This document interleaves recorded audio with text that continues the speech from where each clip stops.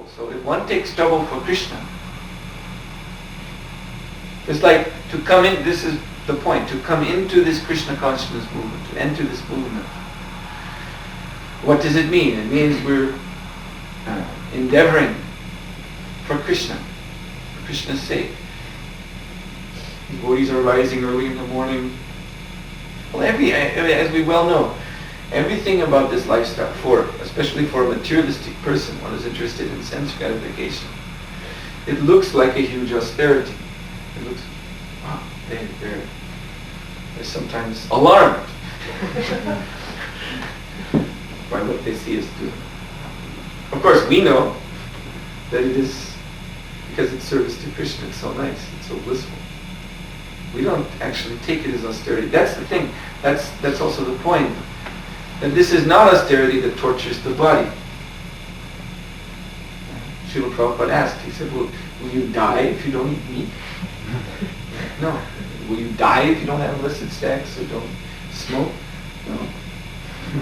It's not that we're torturing ourselves. This is just a pure way of life. But because people are so impure, they think it must be a hard life. They're so diseased, actually.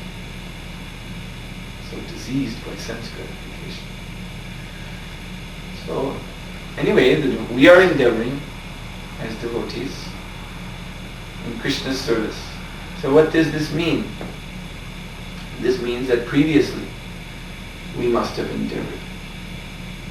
Srila Prabhupada said that you take up Krishna consciousness in this lifetime where you left off in the last lifetime.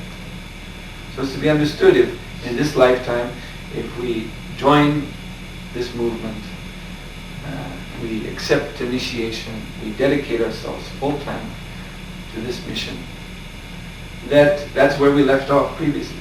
We at least came that far. We did not complete our service. Well, we never complete the service to Krishna. Anyway, even life after life, a pure devotee goes on serving Krishna even in this material world. On one side. On the other side, Prabhupada said, he's pure devotee, so he's with Krishna in Krishna's pastimes.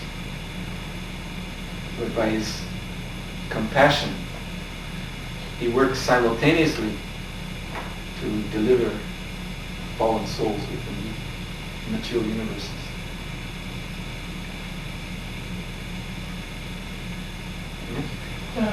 Not about this lecture, but there is this story when demigods and demons were thrown into this nectar, this milk ocean, and then the Mohini Murti appeared, and then she distributed the nectar to demigods, but nectar of immortality, but Krishna said in one because that nobody is immortal, that everybody has to die. Yes. Well, this Amrita, nectar of immortality, is life-giving. When the demigods have the opportunity to drink Amrita, because it is also rare for them, then their life in the heavenly world is prolonged.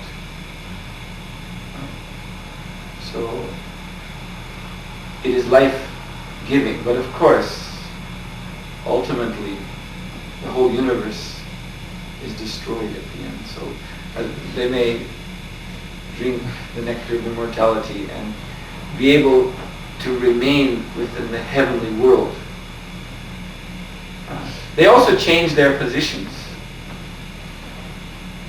They still change their positions with every manvantar, every change of the mana. Some 144,000 years, something like that. The demigods, they shift their positions. The one who is Indra takes another position like that, they shift. But the point is by drinking the Amrita, they can stay there in the heavenly world. Their life there is sustained. Therefore they're so eager to drink it. So in that, you see, compared to us, the demigods are immortals.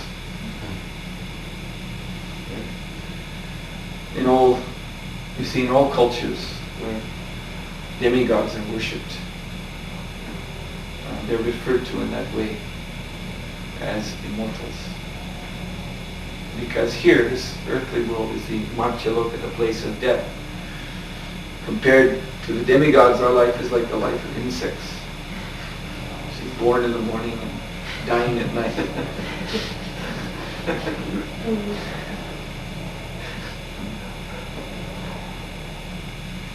So they're able to maintain their positions in the heavenly world by drinking that Amrita.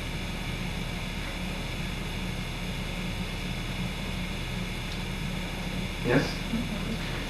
Is it known, you spoke about when Lord Brahma gave blessings to Kumbhakarna, is it known also which blessing gave Lord sister and Ravana? Is it known which blessing Ravana got and sister from Lord Brahma? Sister got the blessing that she could change her form, Shapurnaka.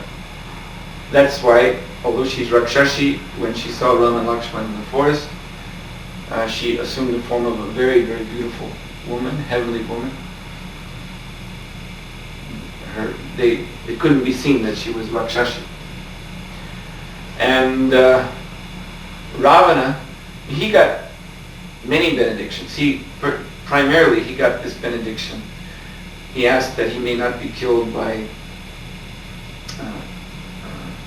demigods or demons or animals, and so many further conditions, not be killed by I forget them, but at least he asked for these three, not that he may not be killed by demigods, demons, and animals. He left out human beings because he considered, I'm a Rakshasa and human beings are my food, so I don't have to worry about them. And then there were other conditions and other benedictions that he requested. It is said that he requested many because he had done the best austerities. So Brahma awarded them all.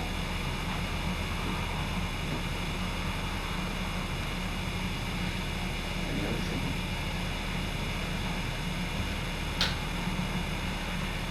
Srimad Bhagavatam ki jai, Prabhupada ki jai, Gaur Purnam ki jai.